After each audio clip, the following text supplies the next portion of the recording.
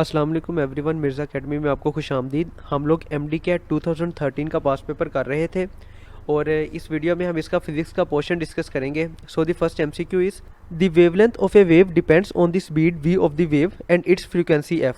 ठीक है, वेवलेंथ दी हुई है, स्पीड दी हुई है और एफ दी हुई है। Decide which of the following is correct. तो जो फार्मूला होता है जो इन तीनों को कनेक्ट करता है वो फार्मूला है F is equal to V over lambda, okay, या V is equal to F lambda. The next is name the quantity which can be measured by using the base unit kilogram meter square per second cube। तो ये base unit बनता है work का, okay. The next is ratio of moment of inertia of two objects A and B is 2:3। Which one of the following is the ratio of torques A and B respectively. अच्छा, torques की ratio जो है ना, अगर ये दोनों constant angular acceleration पे rotate कर रहे होंगे तो रेशियो जो है वो सेम रहेगी। सो 2/2 या 2/3 is the correct option.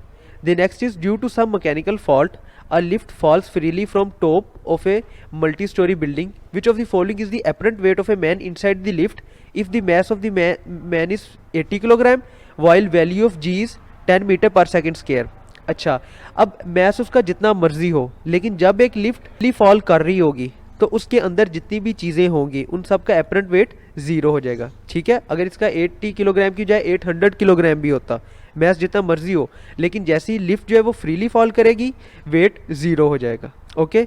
The next is Stokes law is given as. Stokes law का फॉर्मूला उन्होंने पूछा हुआ है, तो ये है beta, okay. The next is the product of cross sectional area of the pipe and the fluid speed at any point along the pipe. तो इनका जो प्रोडक्ट बनता है वो हमेशा कांस्टेंट रहता है, okay. The next is a small leak is developed in a large water storage tank if the height of the water above leakage is 10 metre. Leakage से ऊपर जो हाइट है वो है 10 मीटर, ठीक है। Then find the speed of efflux through the leak. तो leak में से कितनी स्पीड से वाटर बाहर निकलेगा, तो ये बनती है 14 metre per second, okay. The next is the minimum distance from the I eight which an object can be seen clearly without strain, इसे हम कहते हैं near point, okay. The next is in the diffraction of light around an obstacle the angle of diffraction is increased. अगर diffraction का जो angle है वो increase हो जाएगा देन, तो उसकी वजह से इफेक्ट क्या आएगा, तो इफेक्ट ये आएगा कि वेवलेंथ ऑफ इंसिडेंट लाइट जो होगी वो भी इंक्रीज हो जाएगी, okay. The next is an object 15 centimeter from a lens produce a real image 30 centimeter from the lens. What is the focal length of the lens? Simple focal length का formula put करते हैं, तो जो focal length इसकी निकलती है वो आती है 10 centimetre, okay. The next is what is the formula for critical angle in case of light through two mediums having diffractive indexes n1 and n2 such that n1 is greater than n2। ठीक है, n1 जो है वो n2 से greater है, तो हमारे पास formula क्या बनेगा, तो फार्मूला हमारे पास बनता है delta, okay. The next is for vibrating mass spring system, ये मैस स्प्रिंग सिस्टम है, okay.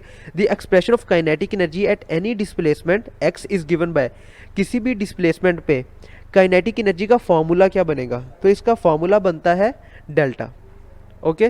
The next is speed of sound through a gas is measured at 340 metre per second at pressure P1 and temperature T1, okay. What will be the speed of sound if pressure of gas is double.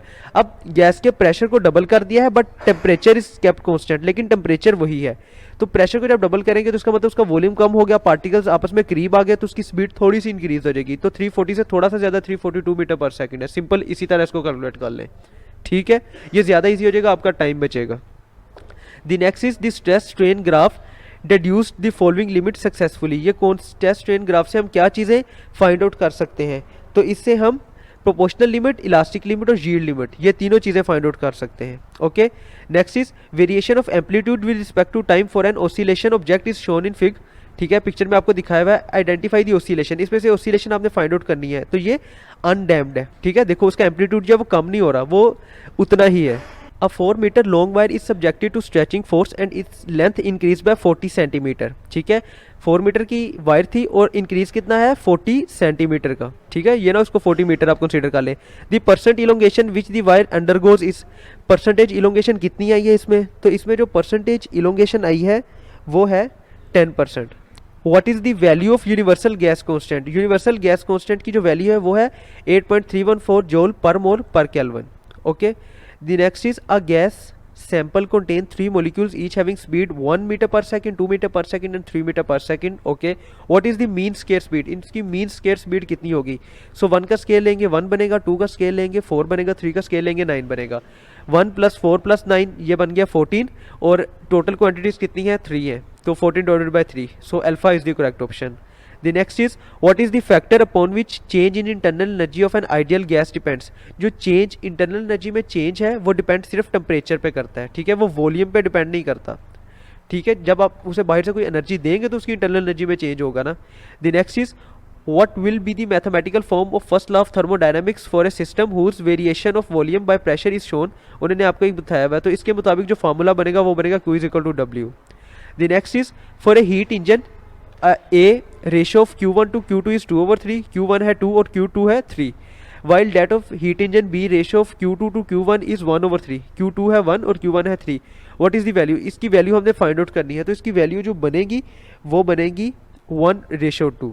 Okay, the next is what is the charge stored on a 5 microfarad capacitor charge to potential difference of 12 volt. Potential difference V की value है 12 volt, capacitance की value है 5 microfarad. तो charge कितना store होगा? Charge की value हमने find out करनी है. सिंपल फार्मूला पुट करेंगे चार्ज वाला, तो जो चार्ज की वैल्यू आएगी वो आएगी 60 microcoulombs. Okay, the next is which of the following is the proper way to study the sinusoidal waveform of voltage. तो इसका जो प्रॉपर वे होता है वो होता है कि voltage is connected to Y input and time base is switched on. Okay, the next is 12 volt battery, voltage कितनी है? 12 volt is applied across 6 ohm resistance. Resistance कितनी है? 6. To have a steady flow of current, what must be the required potential difference across the same resistance to have a steady current of 1 ampere. उन्होंने हमें current की value दी हुई है 1 ampere और उन्होंने कहा हुआ है कि जो रेजिस्टेंस है वो भी यही होगी, ठीक है. सो आर की वैल्यू होगी 6 ओम, करंट हो गया 1 एम्पेयर, वी की वैल्यू हमने फाइंड आउट करनी है. तो वी की जो वैल्यू बनेगी वो बनेगी beta 6 volt. Okay, the next is a solenoid is cut into 2 halves, magnetic induction due to same current in each half is. अच्छा, सोलिनॉइड को अब 2 हाफ्स में आपने काट दिया है, लेकिन दोनों में मैग्नेटिक इंडक्शन उसी करंट की वजह से सेम रहेगी, so same as original.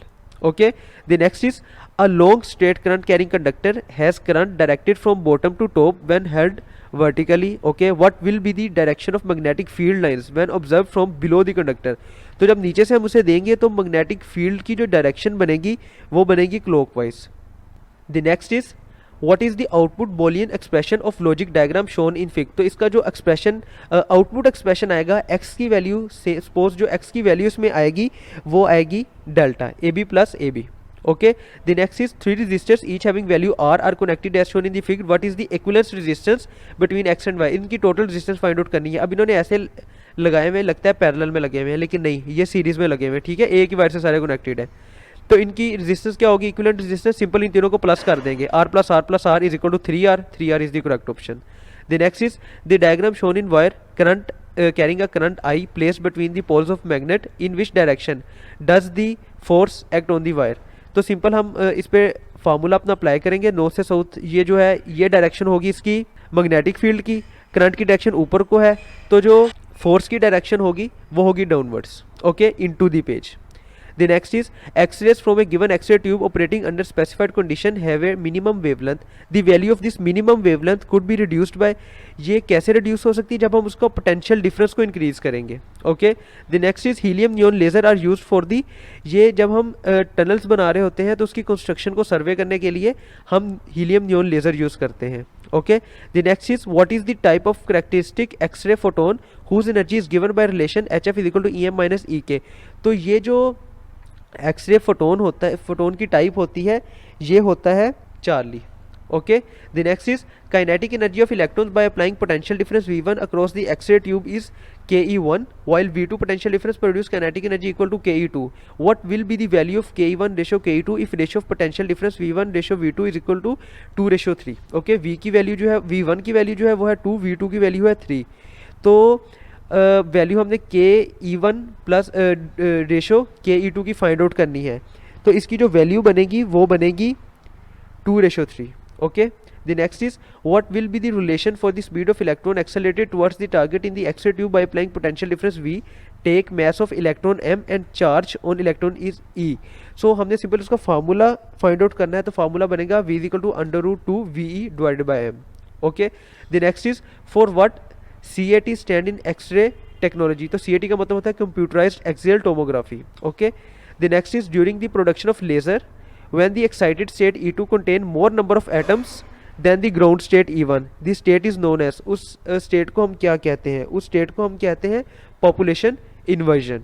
Okay, the next is in cloud chamber the path of beta particle. Cloud chamber में जब हम ऑब्जर्व करते हैं तो बीटा पार्टिकल्स का जो पाथ बनता है वो कैसा बनता है? तो वो बनता है थिन, वेवी और longer. Okay, The next is among the three type of radioactive radiations which have the strongest penetration power. तो बुक में हमने पढ़ा था कि strongest penetration power जो होती है वो होती है गैमा की. Okay, the next is emission of alpha decay from a radioactive substance causes. alpha decay जब होता है तो mass number 4 के फैक्टर से कम होता है और atomic number 2 के फैक्टर से कम होता है. So decrease in A कहते हैं mass number को by 4 and decrease in Z कहते हैं atomic number को by 2. So delta is the correct option. The next is 10 joules of energy is absorbed by 10 gram mass from a radioactive source. What is the absorbed dose? इसमें absorbed dose का formula put करेंगे, जो value बनेगी वो बनेगी 1000 gray. Okay, the next is isotopes are those nuclei of an element that have. अच्छा, isotopes जो होते हैं वो न्यूक्लियाई होते हैं जिनका एटॉमिक नंबर तो सेम होता है लेकिन मैस नंबर डिफरेंट होता है. Okay, the next is which of the following emission take place in the nuclear reaction. Nuclear reaction जब भी करवाते हैं हम लोग तो बीटा पार्टिकल्स एक्सक्रीट होते हैं. Okay, the next is emission of radiation from radioactive substance is independent of both temperature and pressure. जो एमिशन ऑफ रेडिएशन है वो ना टेम्परेचर पे डिपेंड करती है ना प्रेशर पे डिपेंड करती है, उसका एक अपना साइकिल है, वो चलती रहती है. Okay, the next and the last one for the physics section is in a simple harmonic motion with A radius x note the velocity of the particle at any point is. Velocity का simple formula पूछा हुआ है तो इसका जो formula है वो बनता है beta. Okay, let's end here. If you have any question, any query, you can ask in the comment section. Thank you.